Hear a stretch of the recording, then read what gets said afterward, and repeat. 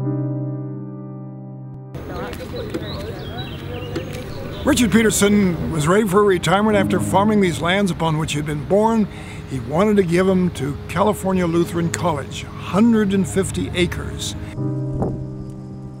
Richard Pederson was a hard-working man here in the Conejo Valley, one of a number of Norwegian immigrants who'd come here in the 1880s and 90s, and Richard came back, who was 13, and started farming alfalfa, beans. They even had walnut trees, but especially orange trees. And I'm standing in front of one of the original orange trees that probably Richard or his brother planted. It's only one left on campus as far as I know. There was a group of Lutheran churches, 5 denominations then, the Swedish and Norwegian and German, and they wanted to build a school for the last 75 years. Orville Dahl was brought out after World War II to find a place for a school. He went to 40 sites in California. None were suitable. The brother called, Orville Dahl came up here and looked, and they didn't really come to agreement. But just then, as they were talking, an old 1936 Ford pickup came bouncing over the hills, and out bounded Richard Pederson with his article, and he says, "I've been looking for you." They talked, and Orville Dahl went back to his wife and said, "This is it." Next day he went back and found Richard Pederson in his barn, sitting, crying.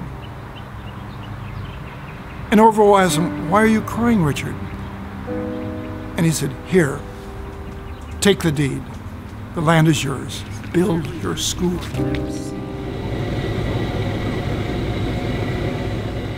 And I figured it's very important for the school to have him represented in some way. There was nothing about him. No one really knew about this Pederson. So at least this will get people talking. I just love the personality of this man, very humble, connected with the earth. So I've been working on this head for probably about 4 days.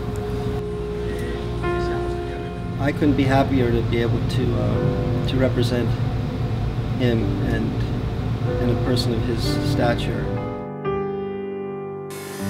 Little known fact about creating a bronze is it takes 10 people, 8 weeks to bring an artist's dream to life. So after we have the gates, we're then going to go into the showroom where we're going to put a stucco and a zircon sand onto the piece. After the wax is removed, we go into the oven at 1800 degrees. This is where it gets dangerous, and pour it into the shell. And then we're going to carefully remove the shell so as not to damage the sculpture.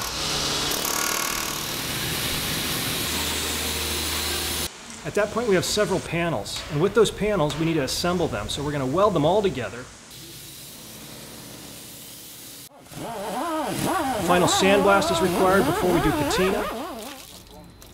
Get some highlights on the piece, and then do a final chemical coating on it to give it its luster and depth.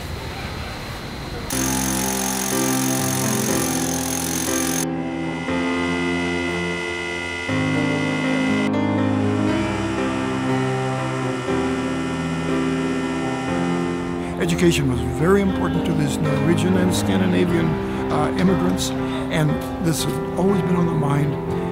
The legacy of Richard Pederson now has increased thousandfold.